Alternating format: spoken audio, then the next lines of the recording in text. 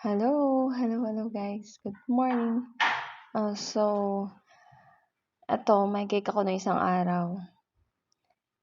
Tapos, bumili pala sila ng cake sa Red Ribbon. Yung cake nila sa Red Ribbon nalaglag, nabagsak. Tapos nakiusap siya na pwede ko ba daw i-repair ang cake nila. So, ito na yun guys. Ito yung cake nila sa Red Ribbon na na-repair natin konti. Buti na lang, may tira pa akong icing. Ayan. Inayos natin ang cake niya. Kasi para daw yan sa pamangkin yata. Buti na lang.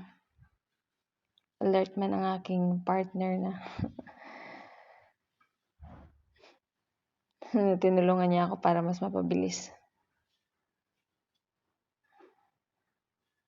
Tapos na ako sa cake na order niya.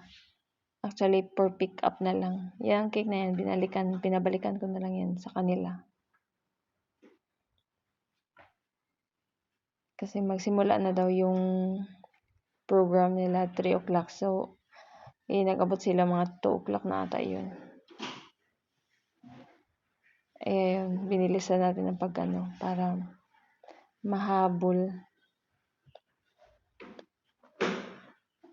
yung cake nila.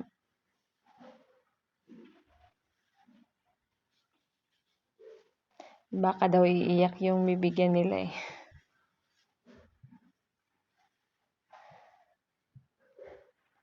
Yan siya. Pink ang nila. Kaso lang available ko is green. Light green. May light green ako doon. So, sinuggest ko kung okay lang sa kanya na light green. Tapos, white na lang ang combination. Okay lang man daw kahit anong color. Basta ma-repair lang yung cake niya. Kasi as in, sira talaga yung cake niya. At saka nag-move pa siya.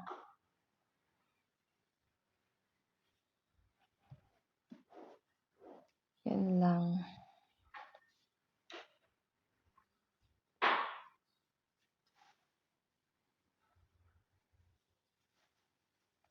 Nilagyan ko na lang yan ng border para naman matakpan yung medyo may yan sa gilid. Tapos yung icing kasi konti lang yung icing na chocolate. Manipis lang siya. So, hindi ko na rin binalik yung mga natanggal kasi hindi ko na siya feel ibalik kasi parang yung nakadikit na lang ang binalik ko. Tapos nilagyan ko siya ng bagong icing.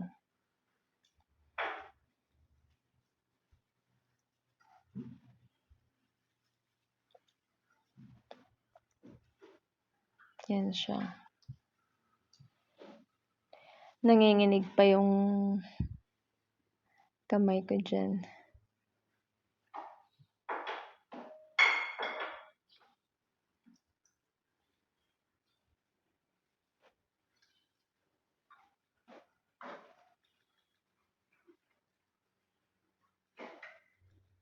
Tapos nalagyan ko lang yan ng konting drudges sa gilid. Para naman kahit paano may konting accent.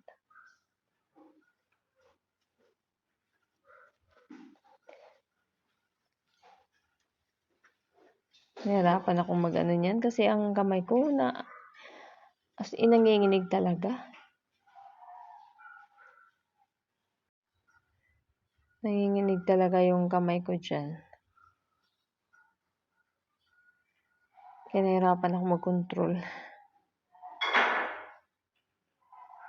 Pero kahit pa paano, nakasurvive naman siya. Yun lang.